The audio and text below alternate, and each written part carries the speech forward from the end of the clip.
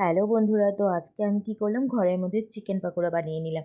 তো চিকেন পকোড়াটা জন্যে প্রথমে চিকেনটাকে আমি ধুয়ে নিলাম। তারপর কি করলাম, ওটা ম্যারিনেটের জন্যে আমি ওটার মধ্যে সব কিছু মশলা যা যা লাগে, লবণ, হলুদ, লঙ্কা, পেঁয়াজ বাটা, আদা, রসুন, ওগুলো গ্রাইন্ড করে সাথে আমি কি করলাম, অল্প ভিনিগার দিয়ে ওটাকে আমি ম্যারিনেট করে রেখে দিয়েছি। তারপর ওটার মধ্যে আমি একটা ডিম ফাটিয়ে দিলাম।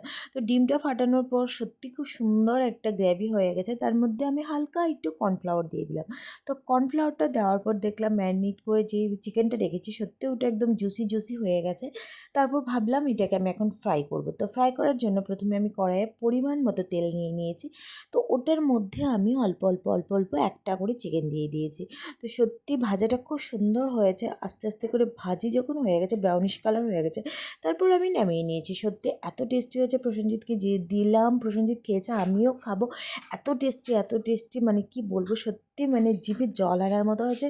সহজ উপায়ে আমি এটা বানিয়ে নিয়েছি। সত্যি আপনাদের কাছে কেমন লেগেছে অবশ্যই কমেন্টস করে জানাবেন। মাম্মার সাথে বসে গেলাম আমি এখন চিকেন পকোড়া খেতে।